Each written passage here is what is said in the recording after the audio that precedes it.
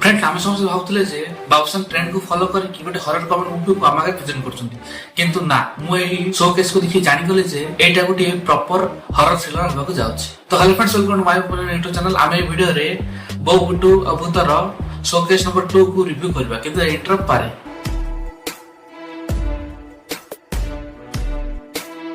Friends 14 अप्रैल रे बो बुटू Bhuntar show case number 2 को पब्लिकली रिलीज कर दिया गला। बेसिकली शो केस 2 को गोटे फैंसी नाम भली हम धरि परिबा।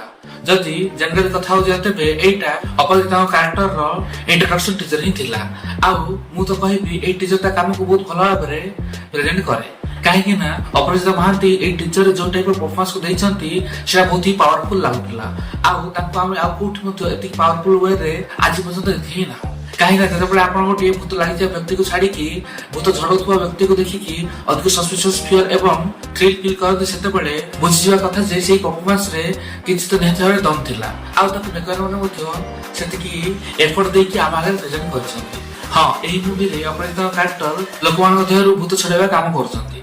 आ मुइठी अपराध परफॉर्मेंस अधिक मध्य ताको ए टीचर रे जेमिति आमार प्रेजेंट कराय छि माने ताको अपीयरेंस को जो टाइप रो शूट करा जाय छि सेटा नियत भाव में भल थिला बोली कहबी। जेमति कि टीचर स्टार्टिंग रे गोटे लोक डर डर की ताको चाहता है एवं ताको कैरेक्टर जेपरी आगु बढ़े ताको बैक साइड रो जो टाइप रो शूट करा जाय छि सेटा मुझे देखियो को बहुत ही भल लागतला। आ ताडो अधिक से कैरेक्टर टिके एवं कोन तार कहानी होई ताको जानि बाटा मध्य हमको अधिक जरूरी फील हुए। कैरेक्टर विषय रे बहुत किसी देखे कि मध्य किसी न देखा जाय छि बोली हमको फील हुए।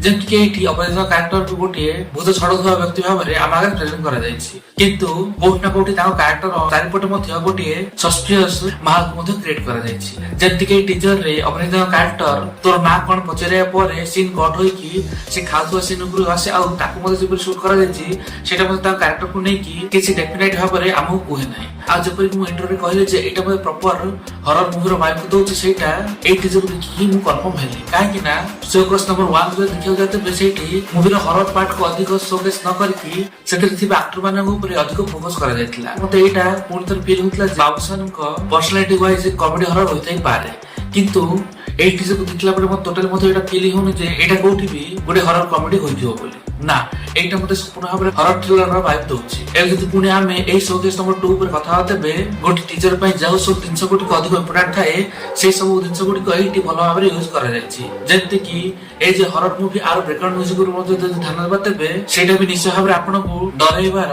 ट्रेंड रखुछि। आ हां जते बेले मु गोटे भलो टीचर मु ट्रेलर को प्रशंसा करी सेतिर निश्चय भाबरे तार एडिटिंग म्यूजिक एवं आक्रमण परफॉर्मेंस पर कथा ही होई थाए। आ से गुड को ए टीचर मते भलो ही अछि नहले आर प्रशंसा मु स्टार्टिंग रो कम करथली किंतु एबे जदि हम आरो स्टोरी रिलेटेड किछ कथा होते बे हां ए टीचर को देखला परे ए मूवीटी हम आगे केमिति प्रेजेंट करे जबो तार किछ आईडिया मते बे फील होछि।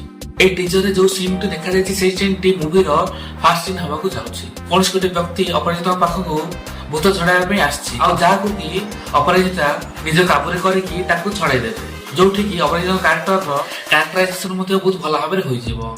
आ तापरे बाहर आसे लोकटी ताको से किपरि एमति काम सब करि परछन्ती ताको पचारे तापरे अपरिचित कैरेक्टर ए संपूर्ण मूवी रो स्टोरी को सेठी से लोक कुहे। आउ एही मूवी रो मझरे मझरे आमे अपरिचित को वॉइस ओवर मध्ये सुनियो पाइबा काहे कि ना से एही मूवी रो स्टोरी को नरेट करूछन्ती। बेसिकली हर कहया गले एही मूवी रो स्टार्टिंग पॉइंट सेठी हो जोठी कि ए मूवी स्टोरी सरी की बहुत वर्ष बीती जायछि। ए जे लास्ट में किछ कहय जे तबे मु कहबी जे एक सेकंड शो केस को देखला परे मते एटा फील होछि कि मो ओपिनियन रे ए मूवी रो मेन कैरेक्टर बाबूसान न होय कि अपरिचित कैरेक्टर एठी मेन होय को जाउछि किंतु एटा लागल मो ओपिनियन आपण माने मोर ए ओपिनियन से देख मते भिन्न मत सेटा मते कमेंट करि जणे परिबे। आ जदि वीडियो भल लागि वीडियो लाइक एवं चैनल को सब्सक्राइब करे से तो बेल आइकन क्लिक करि ऑन कर दियंतु।